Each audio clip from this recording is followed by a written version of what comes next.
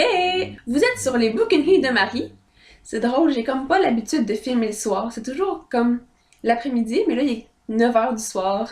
Aujourd'hui, ce soir, je vous fais un tag. Oui, encore un tag. Alors, je vous fais le Epic Reads Book Tag, qui a été créé par la chaîne Epic Reads. Donc, je vous mets le lien, tous les liens utiles en barre d'infos, comme d'habitude. Et c'est ça, il avait l'air le fun à faire, alors voilà, je suis là et je le fais. Donc, il y a 8 questions.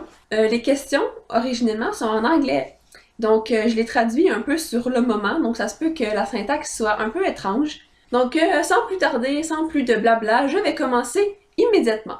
C'est parti! Question 1. Si tu pouvais inviter ton auteur préféré et un de leurs personnages à prendre le thé, qui serait-ce et que leur servirais-tu? Donc c'est difficile, il y a beaucoup de personnages que j'aime, mais que je verrais pas prendre le thé avec moi parce que ce serait juste pas leur genre de s'asseoir tranquillement et de papoter tout en prenant le thé. C'est trop difficile comme question, j'aurais pas dû faire ce tag-là, c'est même trop compliqué, ça va durer 10 000 ans, là.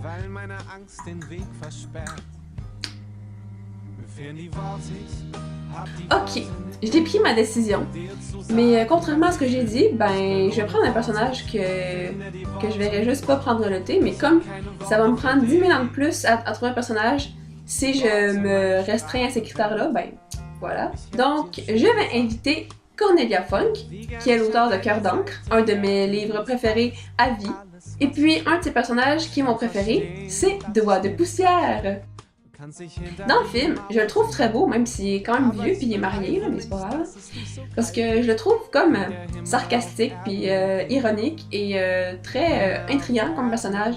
Il serait du genre à pas parler pour rien dire. Puis moi, ben j'aime pas ça les personnes qui parlent pour rien dire. Alors voilà, j'inviterai Cornelia Funke et son personnage Doigt de poussière. Et puis pour ce que je vais leur servir, ben du thé. Mais bon. Question résolue. Question 2. Quel livre aurais-tu voulu que l'auteur écrive un prequel? Ben en tout cas, genre un livre qui se passe avant l'histoire. Là aussi, c'est une question difficile. C'est toutes des questions difficiles. Ça va être très long à faire. Je pense que je vais encore être debout à minuit ce soir. Quel livre j'ai voulu un prequel?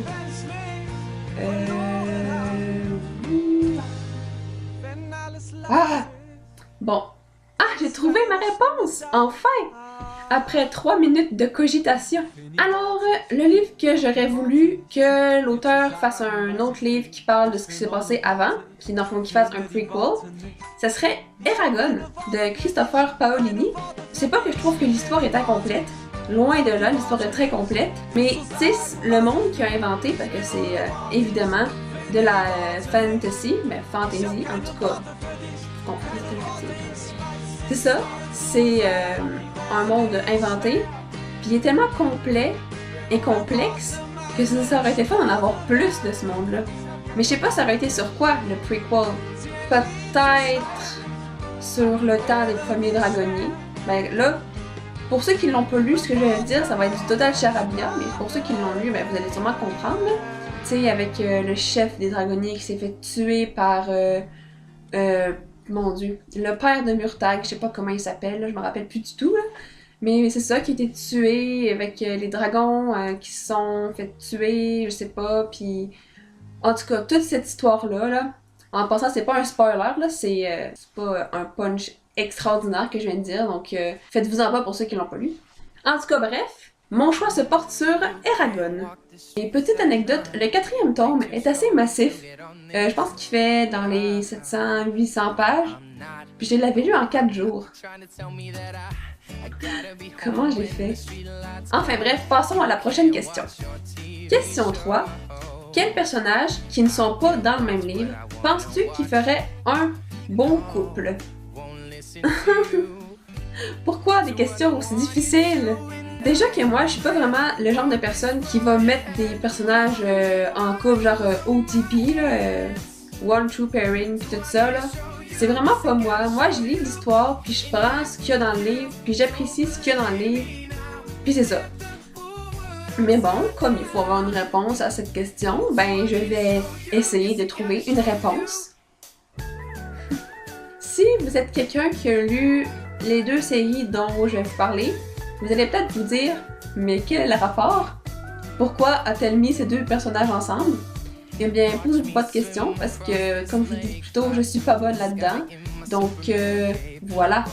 Alors, je vais mettre ensemble Bracken de Fablehaven et Luna de la série Luna. Bracken, c'est un personnage qui arrive dans le 5e tome et dernier tome de la série Fablehaven de Brandon Mull.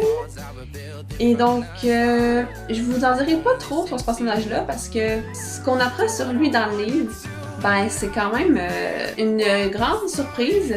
Puis moi, ben, quand je l'avais lu, ben, j'avais vraiment aimé cette surprise-là, donc je voudrais pas vous la gâcher si vous ne l'avez pas lu. Alors, je vous en dirai pas plus. Mais il est beau, il est jeune, et il a les cheveux blancs. Puis je trouve ça toujours beau, les cheveux blancs. Parenthèse, Jack Frost, dans Le Réveil des Gardiens, a les cheveux blancs, et je suis en totale pamoison devant lui depuis que j'ai écouté le film. Fin de la parenthèse. Alors c'est ça, puis en plus il est gentil, puis il est héroïque, puis il est... C'est ça. Je l'aime bien. Et puis, ben Luna, ben c'est une elfe de lune, donc elle a les cheveux argentés. Donc déjà là, ça fit, c'est argenté, blanc, ça va bien ensemble. Puis ben Luna, elle a un caractère assez fougueux, dans le fond, elle a pas la langue dans sa poche. Puis elle est énergique, elle a de l'énergie à revendre, puis tout le monde l'aime. Donc je pense qu'ils iraient bien ensemble. Tu sais, Bracken, il est plus calme, puis elle est énervée, puis donc ça pourrait faire un bon mélange. Question 4. Si tu tombais sur ton auteur préféré dans le métro et que tu pouvais juste lui dire une seule phrase, quelle serait cette phrase et qui serait l'auteur?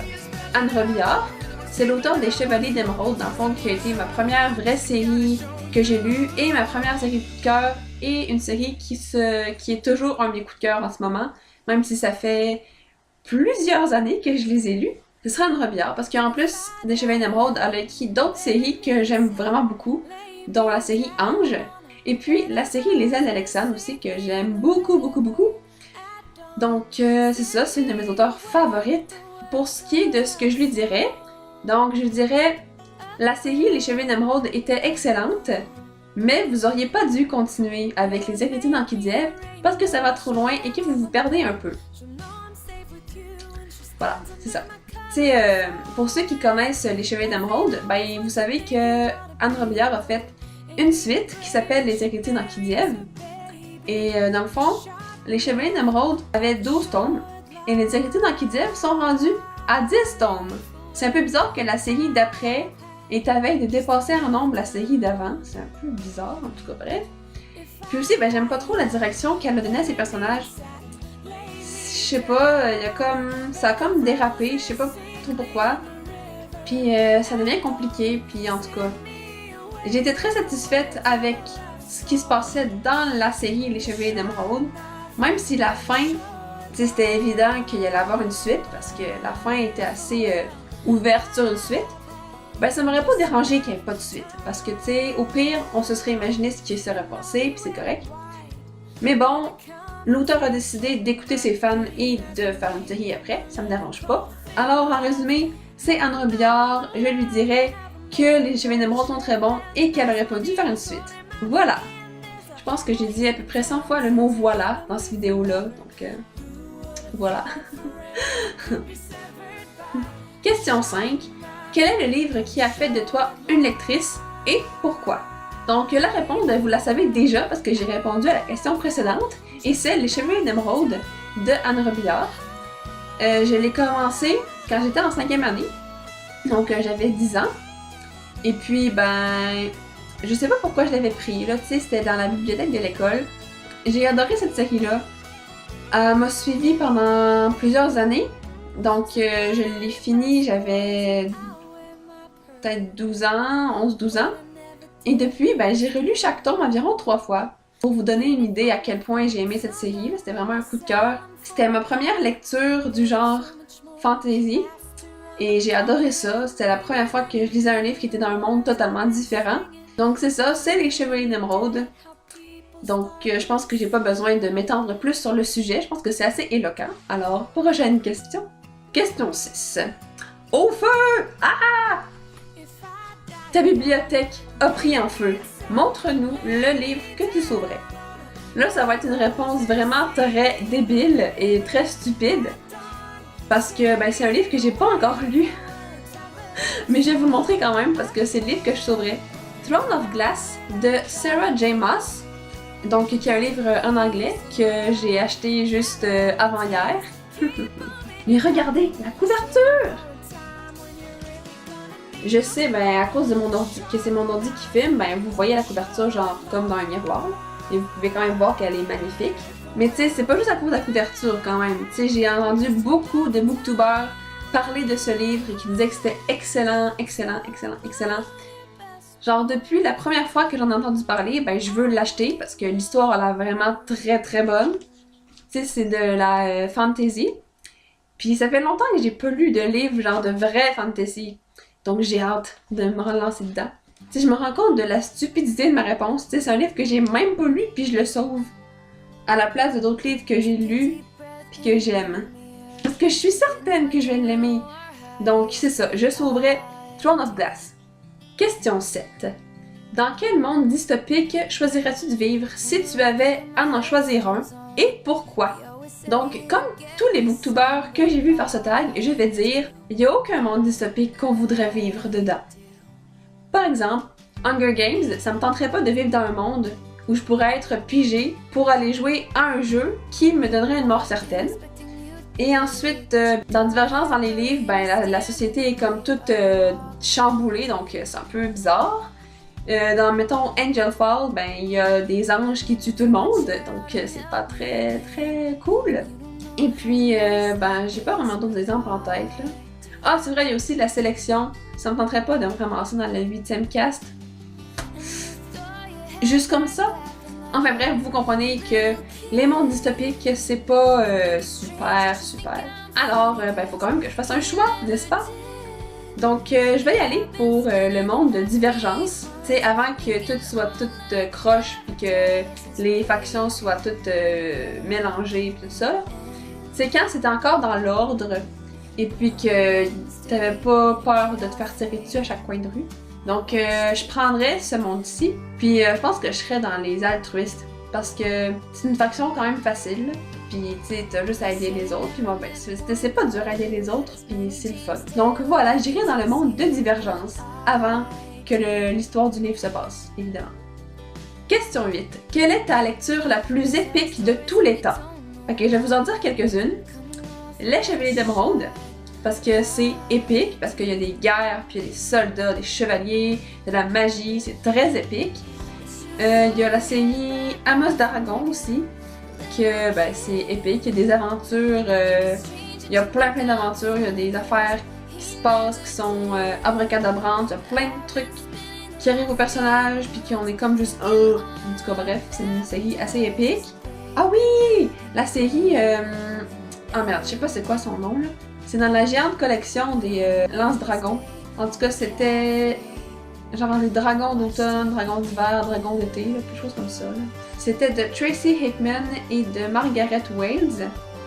Donc, je prononce leur nom de la mauvaise façon, je suis quasiment certaine. Je vais vous mettre les couvertures des livres à l'écran en ce moment pour que vous puissiez avoir une petite idée de c'est quoi. Ça, c'est très épique. C'est une autre série très dans la lignée du fantasy parce que c'est un monde vraiment très bien développé. La preuve, il y a comme des dizaines de livres qui ont été écrits dessus, donc voilà.